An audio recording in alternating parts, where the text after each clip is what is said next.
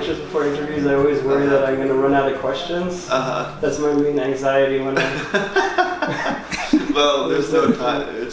You can take your time. So yeah, the first question on my mind is just, what's up? How's it going? It's good. I mean, I think this is like the second day of this tour, you know, so it usually takes me like 3 or 4 days to like kind of get into the rhythm of being on the road and kind of get into the rhythm of touring and playing shows every night and all that stuff.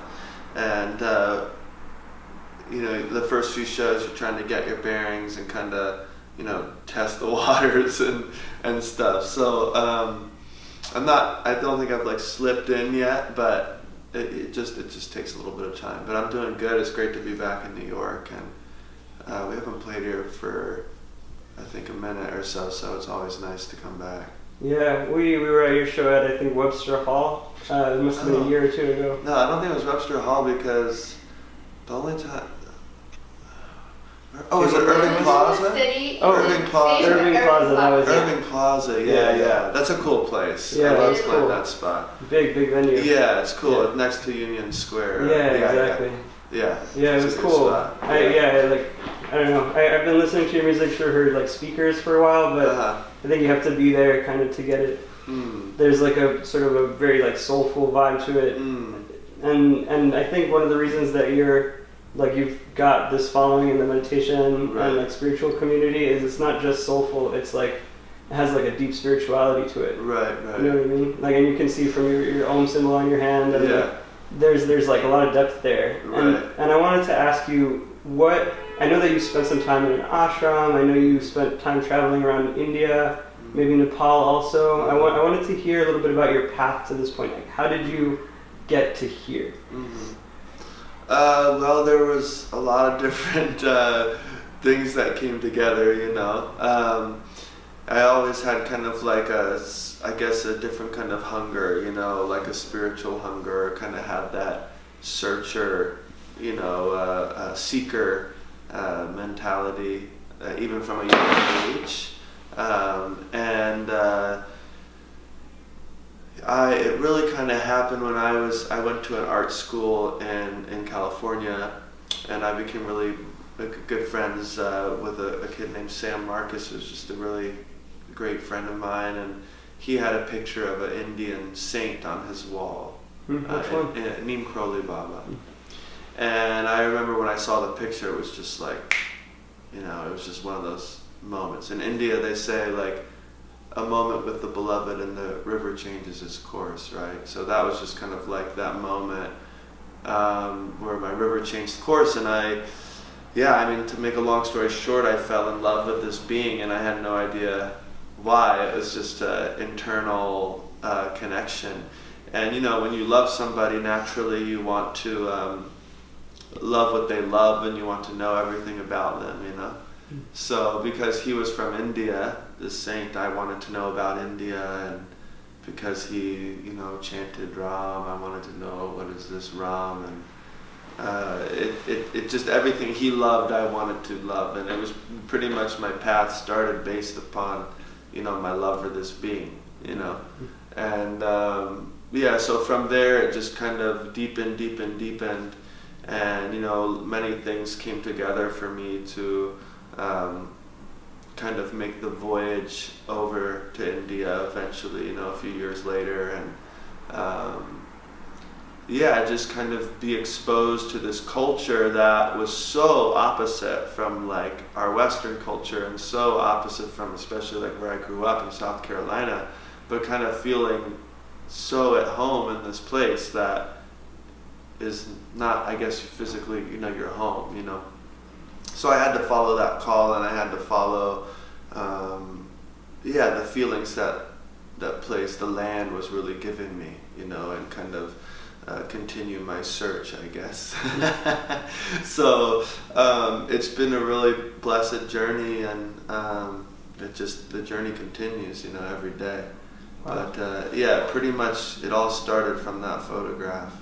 What do you think it was that you saw in Neem Karoli Baba in that photograph that sparked such a response in you?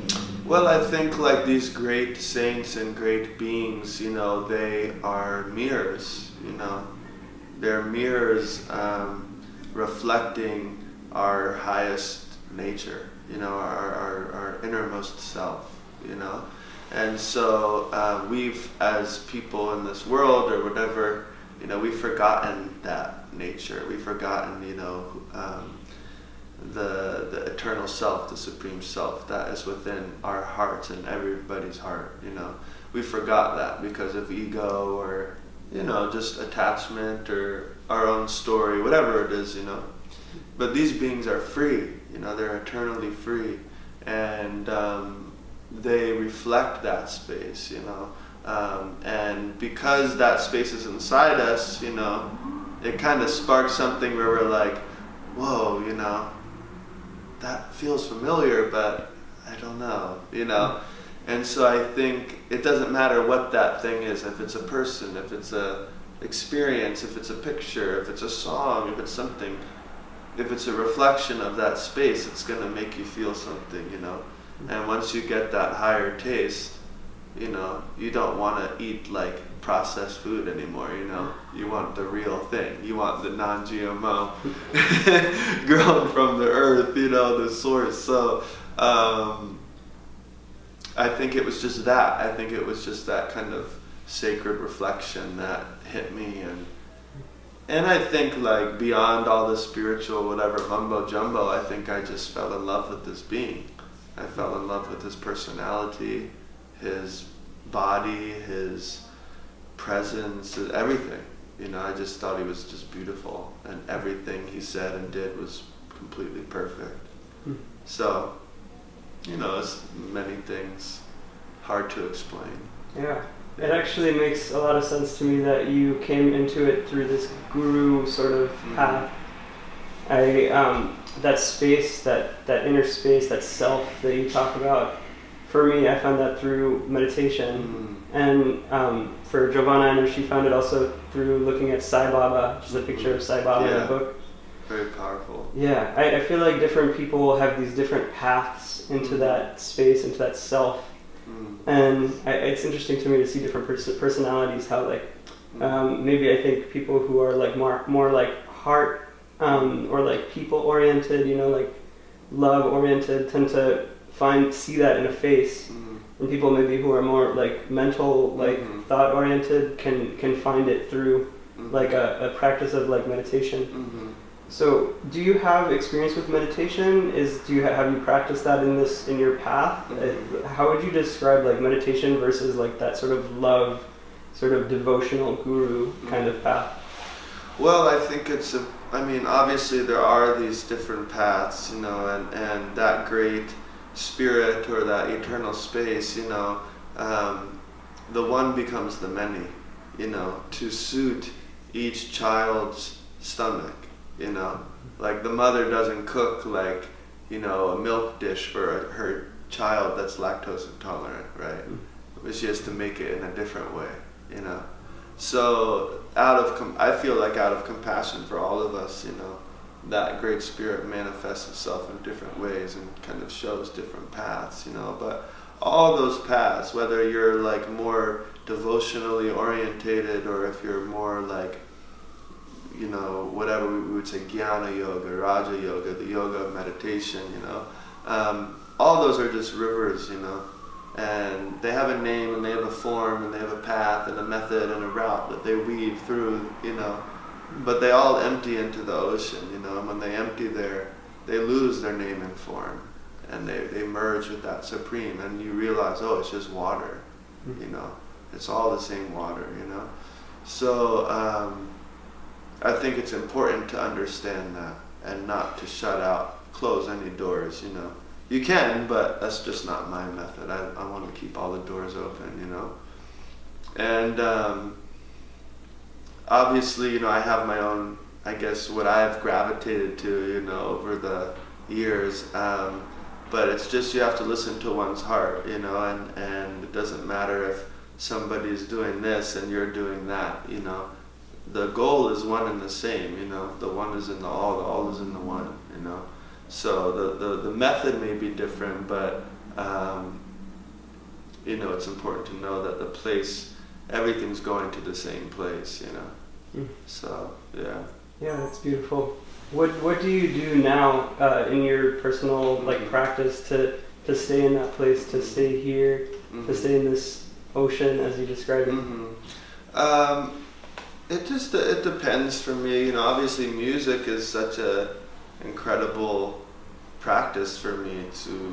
Music is one of the only spaces where my mind stops and I'm able to kind of be in a witness, if you would say, if you're in meditation, right, into a witness state, where you're not really, everything just becomes silent, And so I'm able to kind of reach like a soundless state through sound, which is very interesting for me, But in more of, I guess, what you're talking about,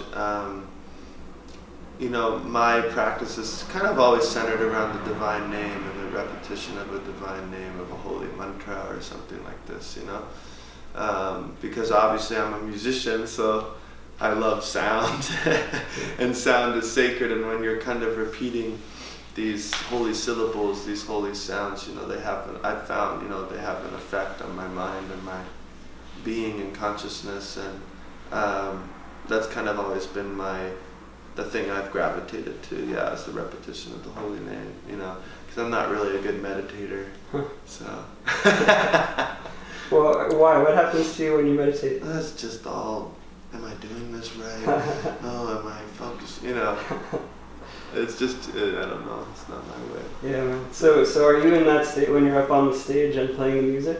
Well, you can't catch a big fish every time you throw your hook into the water, So sometimes, it all clicks and you're in the mode and you're like, wow, I'm just in a flow state and I'm not reasoning about anything, my mind is quiet and I'm one with the sound, I'm one with the song, And then there's other times where you're just thinking about, do I want to eat after this, or where's our hotel? You never know. It just kind of depends on the state and the space, and also the people, and everything kind of has to come together and fit. So you just, but you can't be, for me it's like I try not to be attached. If it's just not clicking, that's okay. Yeah. And if it's clicking, that's okay too. Yeah. Not being attached to being unattached. It's one of those things. It's tricky. Yeah. When you mentioned that that you try to be in that state of not reasoning about things, it reminded me of one of your songs, "What I Know" it's called. You know the song. Yeah. Probably. So what I know is that I don't know, and what I say is that I don't say. I love those lines. Yeah. It just reminds me of sort of that state of mystery, mysticism is all about that mystery, that not knowing, just being, Right. Can you tell me a little bit about the meaning behind that song to you? Mm-hmm. Yeah, well, in my life, I kind of have a very intense mind, and I'm always kind of, I guess, trying to find the magic pill, that's gonna if I just get this thing, if I get this, whatever, everything will be all right, And I think a lot of us kind of have that mentality a little bit. If I can just get this or get that, and everything will be okay, And it's I guess it's a feeling of wanting to be in control, And the things that we, especially in our Western culture, what makes us feel in control is explaining things and knowing things and having the knowledge about certain things. Everything we're constantly analyzing and ripping apart and trying to explain, right? Because it kind of gives us a sense of I am in control, I've experienced this, blah, blah, blah, blah, blah, right? But the things that we can't explain, the things that are undefined, the darkness, right? Those things we just ignore, we push away because they remind us that we're not in control, right? But I think that if you can turn into that space, if you can turn into that undefined space, the mystery, whatever, and not try to figure it out. Just sit with it. Don't push it away. Just sit with it, and ask it a question. You know, what can I learn from you, or not ask a question at all. Just witness, be with it. You know, that some of the greatest realizations can really come out from those spaces. You know, the greatest fruits, right? The fruitful darkness. You know. Yeah. And so I think that there's a beautiful freedom, there's a beautiful surrender and freedom in not knowing. And I don't mean not knowing in like an ignorant way, you know, but truly surrendering to the fear, I guess, of not knowing, you know, and letting that go and just being a child of the Divine Mother, you know, right? Because when you're a kid, right, when you're like, even now, you know, it's like, but when you're a kid, you know, and you're running around, you know, you're totally free, right? Because you know, oh, I have a mother, you know, and she's taking care of everything, right? And all I need to know is like, Mom, my mother, like that's okay, you know. But you're not like, oh, I wonder how old my mom is. I wonder where my mom came from, and I wonder how she works and what she did. You're not, as a child, you're not thinking about that. You only know, I have a mother. I'm safe, I'm free. I don't need to know all this other stuff, right? So it's similar to that, right? If you take that to another level, like the universal mother or the universal spirit, you know that you have that protection or that love, that umbilical cord, right? You don't need to count all the different leaves on the tree, on a mango tree. You just need to take that mango and taste the sweetness. Then you'll know what a mango tastes like. You don't need to know how many trees are in the orchid, how many leaves are on the, it's not going to tell you about the mango, you know. So it's about kind of not analyzing, I guess, and kind of going to the essence of it, you know. That's what that song's about, is trying to return to that space. Yeah, just what I know is that I don't know, and now I laugh and I dance and I sing full, you know. I don't need to know all this. All I know is Mother and me. That's it, you know. So it's beautiful. Yeah, I mean, it's just a place that I guess I try to like aspire to be. Yeah. Okay, I have 2 more questions. How much time do we have? 14 minutes. Okay, so I'll ask the first one first then. So I know recently you had an experience with Lyme disease, and you had to cut off your dreads and all that, and it was probably a really difficult experience. Do you feel that your spiritual path, like what you're talking about, your mother, the Divine Mother, and everything that you've been through, like how did you go through that, and how did the spiritual path all sort of play out in there? Well, I think, you know, when we suffer, we're really kind of brought to our knees and we're kind of like forced to surrender, you know. And in the West, especially here, you know, we just try to avoid suffering at all costs, you know. We gotta have our air conditioning, we have to have the temperature like just to 70, perfect, you know. We have to have Uber, you know, whatever, all these things, you know. It's just, it's funny because we have these moments, we have these experiences that kind of happen where we're forced to understand, again, we're not in control, you know. And, you know, there's a story of Ning Crowley Baba, just because we're talking about this, where some devotee comes to him, some woman, and she says, Baba, my life is so full of suffering. And he looks at her and he says, mine too, right? It's just, suffering brings us closer to that spirit, you know, and you feel it, you know.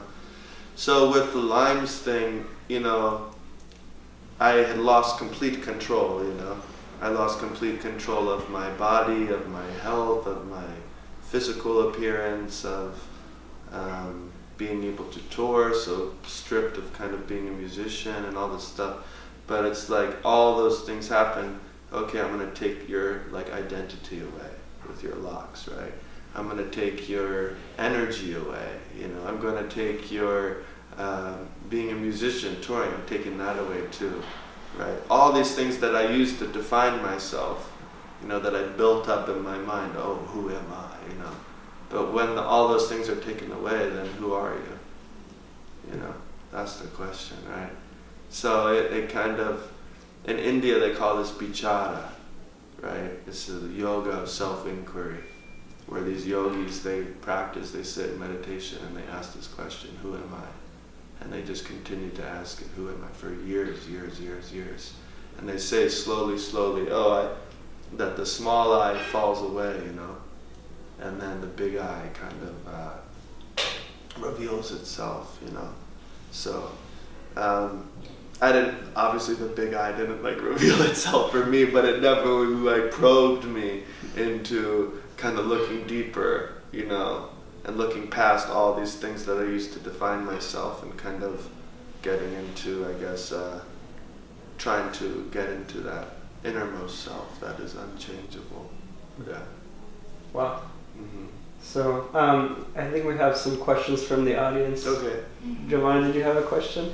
Mine is more of a request if you want to leave it at the end. Okay. No, you had a question about the words. Oh. Yeah. So a few years ago, we did a project, and I was in my teens or early 20s, and you had anxiety written on your forehead. Yeah. Your biggest insecurity or something. Yeah. That was a project my friend did, called the What I Be Project. Right. Yeah. And I just remember seeing that on your forehead and just being taken aback. Right. This person that seems like he's swimming in an ocean of bliss all the time, he feels what I feel, and right, he has, right. This pain and the suffering that I feel. Right. And just on your days when that's the heaviest, and when you feel the most doubt, right. What sort of helps you navigate through that? It's just kind of like a day-to-day process, I think it's important for people to express their struggles, right? Because it gives a sense of relatability and community, and you don't feel so isolated in your struggle, I guess you could say. Yeah. And at that time specifically, I was having a lot of trouble with anxiety and being wrapped up in my own mind and all this stuff like this. And it was interesting to kind of let that out and express that. But in ways of dealing with it, it's interesting. I remember it was in 2011, for some reason, when I was really having really bad anxiety attacks, and I was I didn't know what it was from, I didn't know why it was happening. I'm what the heck, And I remember some time went on, and I was going to back to India, to our ashram to see my teacher, and I thought, I'll ask my teacher, he'll tell me what to do. He'll give me the magic mantra, or whatever, some breathing exercise or whatever. And I remember I went and I asked him, I'm so full of anxiety and I don't know what can I do, And he just kind of paused, and he just looked at me and he was like, do nothing. And I was like, what? I came all this way to ask you this question, And he's like, just do nothing. Just be silent, And it did something, It was, because I think, for me, whenever I'd have anxiety or this and that, I think, this is so wrong to have this feeling. This is so wrong. This is a weak state. Yeah. I gotta get rid of this feeling as quick as possible, This is not good to have this. It's like a guilt to have it, I was about to say guilt. And when he said do nothing, it was the anxiety or whatever still came, but there wasn't this pushing away of it. It was just kind of more of an observer and witnessing it, just being okay, now I have anxiety. And then, as time went on, it was now it's gone. you know, and I was able to kind of see that, oh, this is a passing state, you know. But it's hard when you're like in it, and you're like, this is my world, and oh my God, you know, I'm gonna die, you know.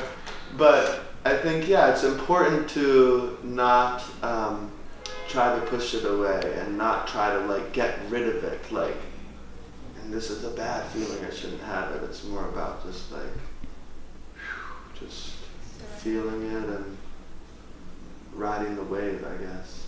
But that's what he told me. Don't do anything. It's a kind of meditation. Yeah, absolutely. Yeah. It feels like, at least for me in my experience, like a powerful, like, I give you permission. Permission. Like, do nothing. Is in that moment of like, I feel so guilty, I should be doing something, I'm such a, like, I'm worthless, whatever. And it's like, no, it's like you have full permission to just sit there and ride out the wave, and it'll come and go. So that's very powerful. Yeah. Thank you. Thank you. And Jovanna, I know you had one other thing that you wanted to ask from Trevor. Yeah. So my friend works she's a correctional counselor at a prison, and I actually spent a couple hours there with the inmates talking about like how yoga and meditation has helped me with my anxiety and my experiences traveling to India and Nepal and things like that. And the men, like, they just open their hearts completely, and like when, like, being able to recognize their hearts, like, they open their hearts to me. Right. And my friend, she knows that your music has been very important to me, and she played Origami Crane to one of the inmates, and his name is Chris Ben. So she just wanted to say that, like, he absolutely, like, on his darkest days, like, he listens to that song, that's so cool. and it, like, opens his heart, and it makes his day just... That's awesome. Yeah, so he just wanted Thanks for sharing that. It's super cool. Yeah. Yeah, it's amazing to know where it all goes. Yeah. He wanted a shout out. Like, no, he did not want a shout out, but I figured at the end if you could just say like, hey Chris, like. Yeah, we can do it on your phone. Yeah, or for something. sure. Thank you. Yeah. Cool. Yeah. So, I mean, I asked all the questions that were on my mind. Yeah. Do you guys have any other questions? John. I have a question. Could you talk a little bit about how it is that you met Emery and what it's like now to have a partner on your spiritual path, and how it is that she inspires and influences you on a daily basis now? Yeah. We actually met in India, and we met at our ashram there, and it was just, I think when we met, it wasn't so much of like, whoa, like I'm so attracted to you. It was more of just like a familiar feeling, like, oh, I'm familiar with this person, And then when we got back to the States after some time, we just connected again, and it just, it was just a very familiar feeling and kind of written, I guess, And it was very interesting for me after kind of living in an ashram for so long, and kind of living a monk life in a way, to now have a partner, have a mirror, to reflect our experiences off of each other and kind of get perspective. That was very helpful and interesting for me. Moving forward, I think one of the most valuable things for me was just having when you have somebody that truly like understands you, when you have somebody that truly knows you and understands you and still loves you unconditionally, that's hard to find, and that can unlock so many different parts of yourself that you didn't even know were in there. And I think that's been the joy of the journey, is to kind of be surprised at every step and have somebody to help kind of open those doors, and you do the same for that person and kind of walk the path together. It's very, very rewarding. My love is just a reminder, find the center. My love is just a reminder. My love is just a reminder.